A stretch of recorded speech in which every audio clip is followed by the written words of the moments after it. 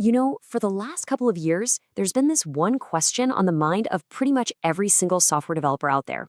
Today, we're going to finally get to the bottom of it, and we're going to uncover what really makes a difference when you're working with AI. It's this one, right? The great debate. Copilot, Cursor, Claude, which one is the absolute best? Everyone wants to know the secret weapon, the tool that's going to give them that magic edge. But what if I told you that this whole argument is completely missing the point? That's right. Focusing on the tool is exactly why so many developers get frustrated. You know the story. You try out an AI assistant for a few days, you tinker with it, and then you just give up, saying, it just doesn't get my project. The real key to unlocking all that AI power, well, it lies somewhere else entirely. So, to really master these tools, you need to understand the basic framework that separates the people who succeed with AI from those who just end up frustrated. And it all boils down to three fundamental pillars. These are what really define the quality of the code you're going to get. Okay, so first up, you've got prompt engineering. That's basically how you ask the AI for things. Then you've got the tool choice itself, whether you're using Copilot, Cursor, or something else. And finally, the most important one, project context. This is all about what the AI knows about your specific project. We've all heard this a million times, right? Garbage in, garbage out. And look, a great prompt is super important, no doubt about it. If you give the AI a terrible request, you're going to get terrible code back. But here's the thing. Even the most perfectly written prompt in the world is totally useless if the AI is working in a vacuum.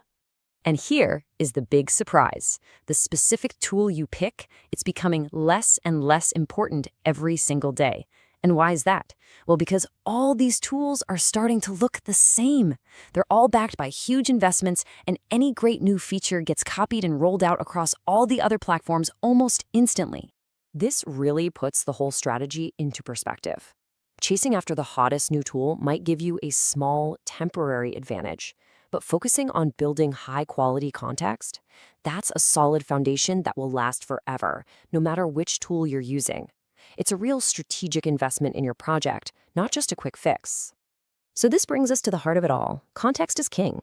It's the single most powerful, yet somehow most overlooked piece of the puzzle for getting amazing code out of any AI assistant. This is where the real magic happens. Let's actually give this a name: context engineering. This is the deliberate practice of feeding your AI all the critical project info it needs to think and act like a senior developer who's been on your team for years. You're basically creating a shared brain for the AI to use. And you can take this a step further into a practice we can call Spec Driven Development. This is what happens when you turn context engineering into a formal system. By writing incredibly detailed specs for every single task, you're not just guiding the AI, you're creating a consistent, predictable development process for your entire team. Okay, so you're probably thinking, this sounds great, but how do I actually build this powerful context? Well, let's break it down. Think of it like a simple recipe with just two main ingredients. The first ingredient is deep technical specifications. And I'm not talking about some old, dusty README file. This has to be exhaustive documentation that lives right there inside your codebase, covering everything from your tech stack and architecture to your coding standards. It becomes the AI's single source of truth. Ingredient number 2 is a well-defined workflow.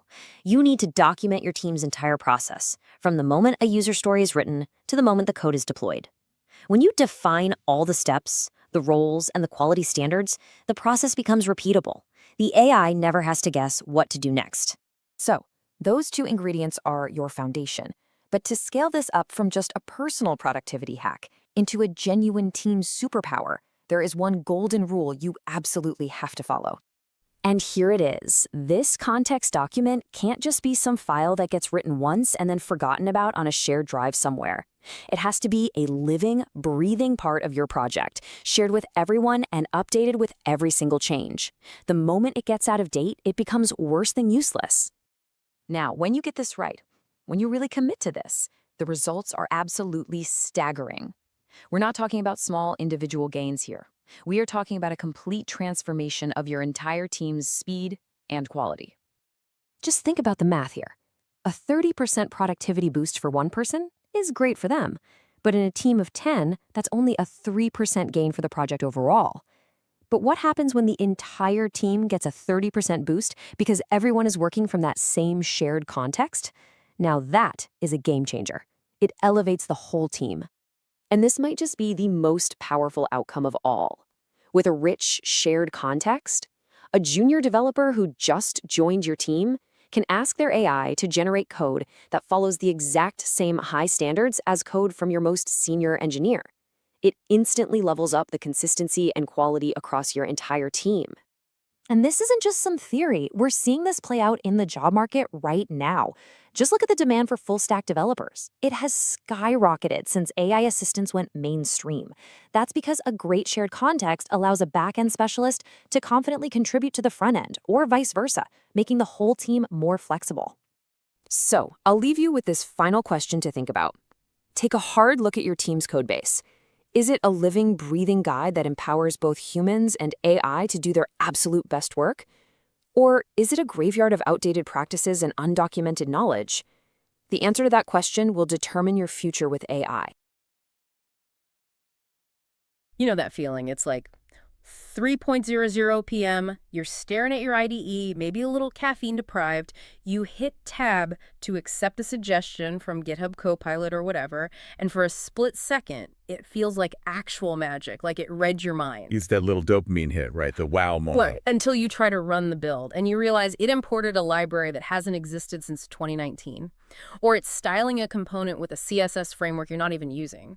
It's like it wrote a beautiful sentence in a language that doesn't exist. The classic hallucination trap. It's so confident, it's so fast, and it's just completely wrong. Exactly. I was talking to a friend about this, a senior dev, and they were just venting. They said using these tools feels less like a pair programmer and more like managing a very, very confident intern who doesn't know any of the company rules. That is a painfully accurate analogy. You spend more time reviewing their bad code than it would have taken to just write it yourself. And that's the frustration we're all in right now. We're past the wow phase and into the, how do I actually make this useful without tearing my hair out phase. But here's the thing, and this is why we're digging into this today. That frustration, it's arguably not the AI's fault. Whoa, okay, that's a bold claim. You're blaming the victim here. I know. But the research really backs it up. We've been looking at this concept called context engineering. Mm-hmm.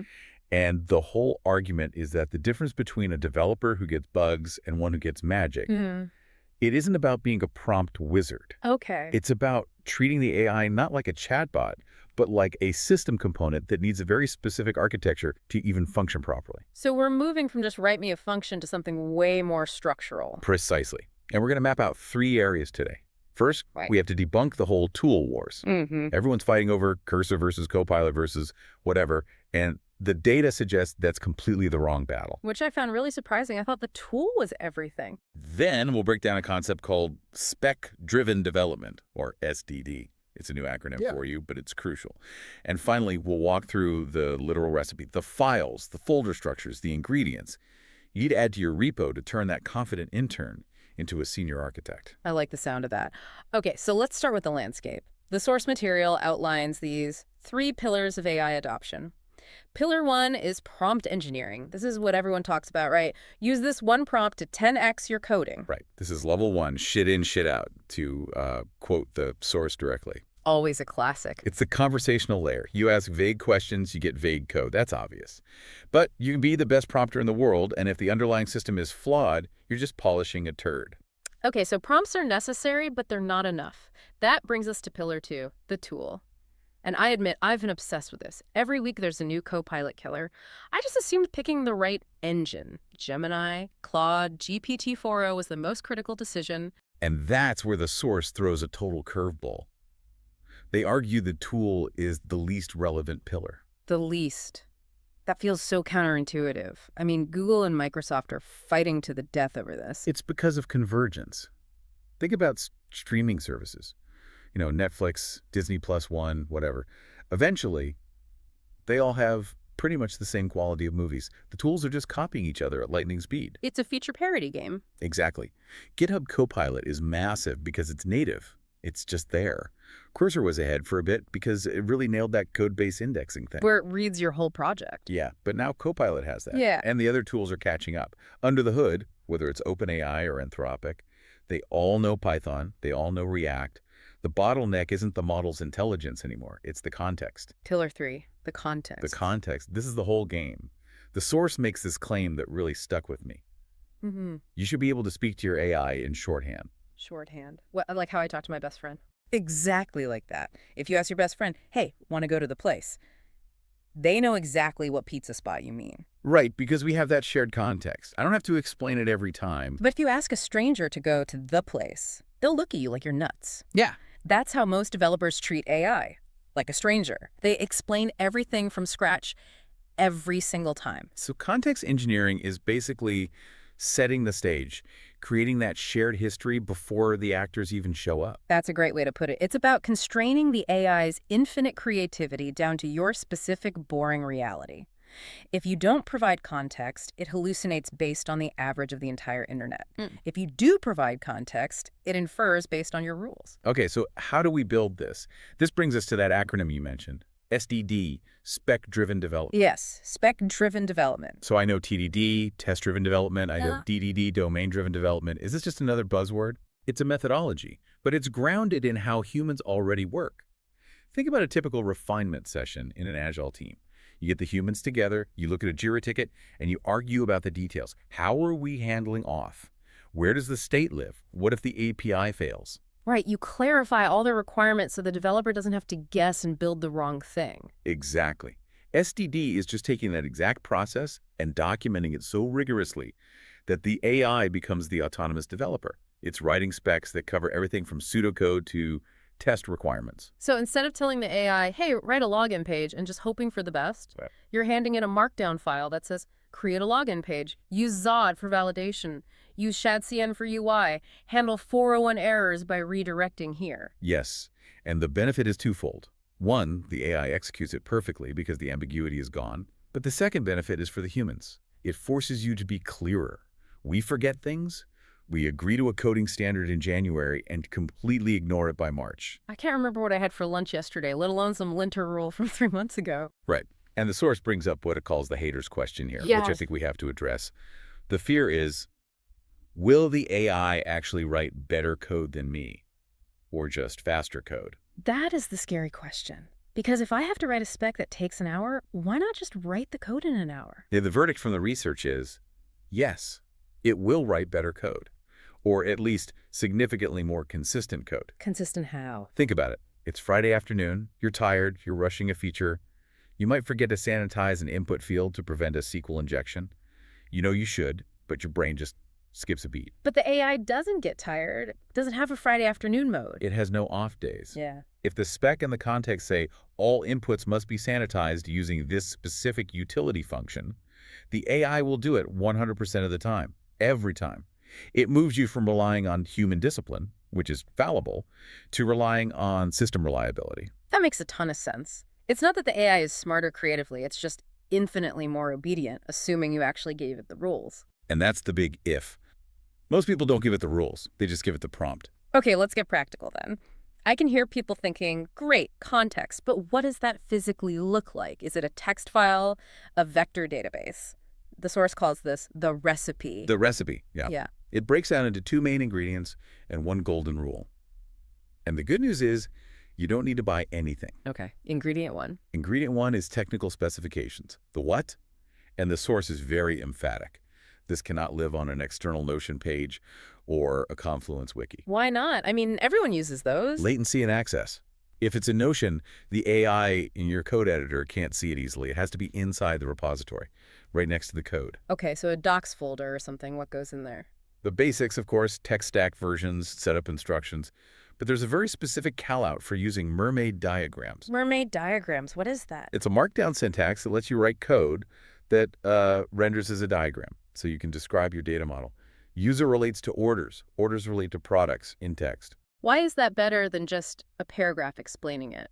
Because the LLMs are surprisingly good at interpreting that kind of structured data. If you give it a mermaid diagram of your database schema, it visualizes it. It sees the map. It prevents it from hallucinating a table connection that doesn't actually exist. That is a serious pro tip. Okay, what else for the tech specs? The most crucial part, standards. The source says you need distinct files. Backend standards.md, frontend-standards.md, testing-standards.md. And what are we defining in there? Everything. All the stuff that causes those pointless arguments in a code review. Naming conventions, camel case or snake case. How do we handle errors? What's our folder structure? Are we using solid principles? Why is this so critical for the AI? Usually a dev just kind of looks at the existing code and figures it out. And that's the trap. That's exactly the trap. If you don't define this, the AI will guess. And yeah, it'll analyze your code base, but if your code base is a mess, which, let's be honest, most are, it just picks up all the bad habits. So it sees that one file someone wrote 3 years ago with comments in Spanish and decides, okay, I guess we're doing Spanish comments now. Exactly. Or it mixes two styling libraries, and you get this Frankenstein UI. Yeah. You have to close the creative gap on how to code so the AI can just focus on what to code. Yeah. You want it to be boringly predictable. Okay, so ingredient 1 is the tech specs and standards. What's ingredient 2? Ingredient 2 is the workflow definition, the how. Because coding isn't just typing, it's a whole process. Right. You have to define what excellent looks like. The source suggests using what's called few-shot prompting and embedding it right in your context. Can you unpack few-shot prompting? Sure. It's just a fancy AI term for giving examples. So take testing, a classic pain point. You tell an AI, write a test for the user service. It writes a test, but it uses the wrong library, it mocks the database incorrectly, and it fails. Every single time. So instead, your testing-standards.md file should include a template, a shot of a perfect test from your codebase. In this team, we mock database calls like this. We put demo data at the top like this, and we assert results using this specific pattern. So you're not just saying, do a good job. You're showing it a picture of a good job and saying, trace this. Precisely. You give it those examples, those shots, and the AI just mimics the pattern. It becomes a systematic worker. It follows a predictable path every time. I love that. Okay, so we have the ingredients. You mentioned a golden rule. The golden rule. This addresses what I call the confluence curse. You write documentation, you stick it on a wiki, and 2 weeks later, it's completely obsolete because the code changed. Ugh, yes. The graveyard of good intention. Golden rule is, the specifications must be a live document. They have to live in the code repository, and they have to be kept up to date as part of the pull request process. So if I change how we handle errors, I have to update the backend standards.md file in that same PR. Yes. The documentation is the code. And this is where it gets really interesting for teams. It shifts from individual productivity to collective transformation. What do you mean by that? Well, if I use my own clever prompts, maybe I get a 3% speed boost. Nice for me. But if the repository holds the context, then every agent, whether it's used by a junior dev or the CTO, behaves identically. Oh, I get it. The AI is always reading from the same rulebook. Exactly. The source gives this great example of a junior developer who doesn't fully understand, say, domain-driven design. It's complex. But if they ask the AI to write a feature, and the AI is checking the repo's context, which enforces domain-driven design, the code that comes out will follow the pattern perfectly. That is wild. The junior developer punches above their weight because the AI is enforcing senior standards. It completely levels the playing field. It ensures your output complies with the team's best practices, even if you don't know all the deep theory yet. It's like having a senior architect looking over your shoulder, but, without the judgment. This sounds like it would have a huge impact on how teams are even structured. If the AI handles the how, what happens to our roles? It changes everything. The source references this study by Manfred, a recruiting platform. It shows the full stack role has jumped from the number 5 most demanded role to number 2. That's a huge jump. And they attributed directly to AI and this kind of context engineering. But for years, people said full stack is a myth. You can't be an expert in database optimization and CSS animations. We're saying the definition of good enough has changed. The expert calls it liquid teams. Imagine you're a CTO. You have a massive project, say, an integration with a big bank. Tight deadline. Okay, high pressure. Traditionally, if you need front-end work, Yeah. you wait for your front-end specialist. If they're busy, you're blocked. Your back-end devs are just sitting there. Right. But with strong context engineering, a back-end developer can jump into the front-end code. Because the context is there to guide them. Exactly. They don't need to be a CSS virtuoso. They just need enough knowledge to review the work. The AI, following the repo standards, is doing the heavy lifting of writing the correct syntax and patterns. So it creates this incredible flexibility. You can just swarm a problem. You got it. The whole workflow changes. The new loop is analysis and design, which is the human plus the SDD, then implementation and testing, which is the AI agent, then review, which is the human again, and then deployment. So the human sandwich is the AI. We start it with the specs. We check it at the end. And notice what's missing. The actual typing, the coding. The human typing boilerplate, that's gone. The human moves up the stack. That's a massive shift. It feels like we're moving from being writers of code to being editors or architects of code. That is the takeaway. The skill isn't coding faster, it's describing code better. It's moving from being a writer of syntax to an architect of instructions.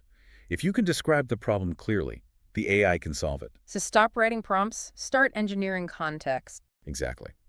And I want to leave everyone with one last provocative thought from the source. We've spent this whole time talking about how this helps the AI, right? How it stops hallucinations and makes the robot smarter. We want the robot to work for us. But what if the biggest benefit of context engineering is that it forces humans to finally document their code and standards properly? That's actually very true. We've been complaining about bad documentation for 50 years. I mean, even if you turned the AI off tomorrow, if your team had clear architectural diagrams, updated standards, and clear definitions of done living in the repo, your team would be infinitely better. Because for the first time, we actually have a real incentive to do the boring work. The AI is just the excuse we finally have to build the discipline we should have had all along. I love that. The AI is the carrot to get us to eat our vegetables. Precisely. And the vegetables make you stronger. Well, there you have it.